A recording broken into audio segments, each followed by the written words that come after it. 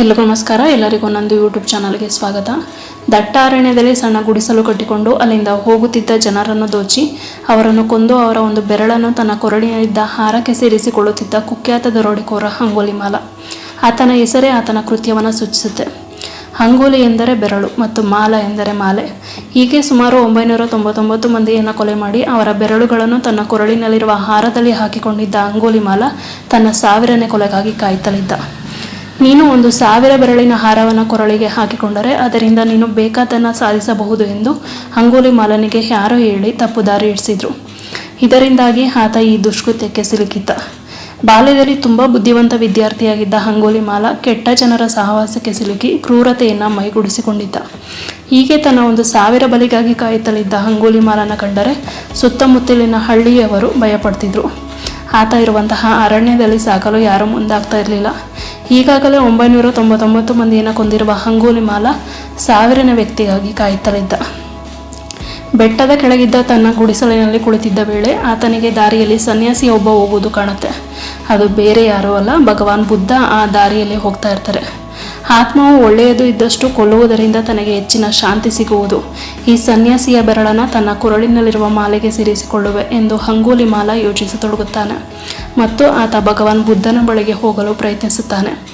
ಭಗವಾನ್ ಬುದ್ಧ ಆತನನ್ನು ದಾಟಿ ಮುಂದೆ ಸಾಗಿದರೂ ಆತ ಅವರನ್ನು ನಿಲ್ಲಿಸಲು ಅಥವಾ ದಾಳಿ ಮಾಡಲು ಪ್ರಯತ್ನಿಸಲಿಲ್ಲ. ಅಂಗುಲಿಮಾಲ ತುಂಬ ಶಾಂತವಾಗಿದ್ದ ಸನ್ಯಾಸಿಯನ್ನೇ ನೋಡುತ್ತಲಿದ್ದ. ಆ ಶಾಂತತೆಯನ್ನು ನೋಡಿ ಅಂಗುಲಿಮಾಲನಿಗೆ ತುಂಬ ಅಚ್ಚರಿಯಾಯಿತು.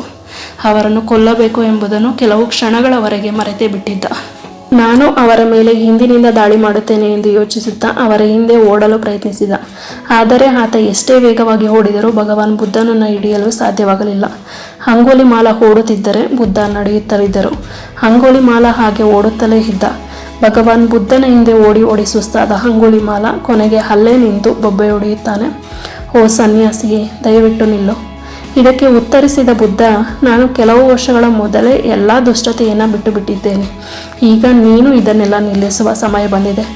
ಭಗವಾನ್ ಬುದ್ಧರಿಂದ ಬಂದ ಈ ಶಬ್ದಗಳು ಅಂಗುಲಿಮಾಲನ ಹೃದಯಕ್ಕೆ ನಾಟಿತು. ಈ ಪದಗಳು ಸ್ವಾತಂತ್ರ್ಯದ ಕಿಡಿಯಾಗಿ ಆತನ ಮೇಲೆ ಪ್ರಭಾವ ಬೀರಿತು.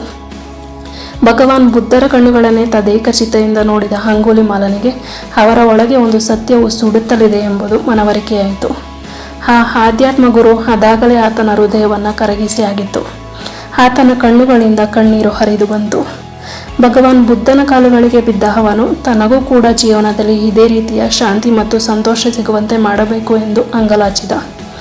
ಆ ಬಳಿಕ ಬುದ್ಧ ವಾಸಿಸುತ್ತಿದ್ದ ಆಶ್ರಮದಲ್ಲಿ ಅಂಗುಲಿಮಾಲ ಕೂಡ ವಾಸಿಸಲು ಆರಂಭಿಸಿದ. ಕೆಲವು ವರ್ಷಗಳ ಕಾಲ ಭಗವಾನ್ ಬುದ್ಧರಿಂದ ಕಲಿತುಕೊಂಡ ಅಂಗುಲಿಮಾಲನಿಗೆ ಒಂದು ದಿನ ಧಾರ್ಮಿಕ ಪ್ರಚಾರಕನಾಗಲು ಬುದ್ಧ ಆದೇಶಿಸಿದರು. ಬುದ್ಧನ ಆದೇಶ ಪಡೆದ ಅಂಗುಲಿಮಾಲ ತಾನು ಪಡೆದ ಜ್ಞಾನವನ್ನು ಬೇರೆಯವರಿಗೂ ಹಂಚಲು ಮುಂದೆ ಸಾಗುತ್ತಾನೆ.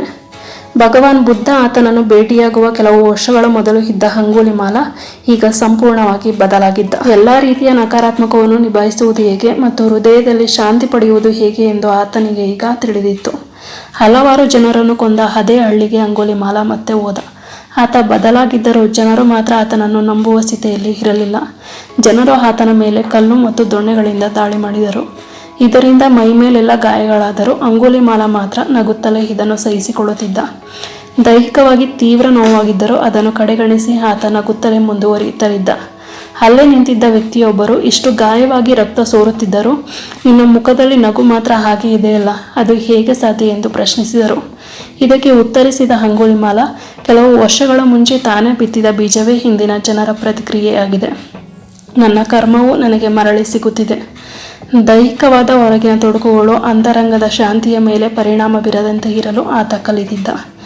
ಜನರ ಪ್ರತಿಕ್ರಿಯೆಗೆ ಆತ ಪ್ರತಿಕ್ರಿಯಿಸುತ್ತಾ ಹೋದರೆ ಆಗ ಕರ್ಮವು ಅಲ್ಲೇ ಬಾಕಿಯಾಗುತ್ತಿತ್ತು ಮತ್ತು ಹಾಗೆ ಮುಂದುವರಿಯುತ್ತಿತ್ತು. ಅಂತಿಮವಾಗಿ ಅಂಗುಲಿಮಾಲನನ್ನು ಜನರು ಒಪ್ಪಿಕೊಂಡರು. ಈ ಕಥೆಯಿಂದ ನಮ್ಗೆ ಅರ್ಥ ಆಗೋದು ಏನು ಅಂದರೆ, ಒಳ್ಳೆಯ ಶಕ್ತಿಗೆ ದುಷ್ಟ ಶಕ್ತಿಯನ್ನೇ ಬದಲಾಯಿಸುವ ಶಕ್ತಿ ಇದೆ ಅಂತ. ನಮಸ್ಕಾರ.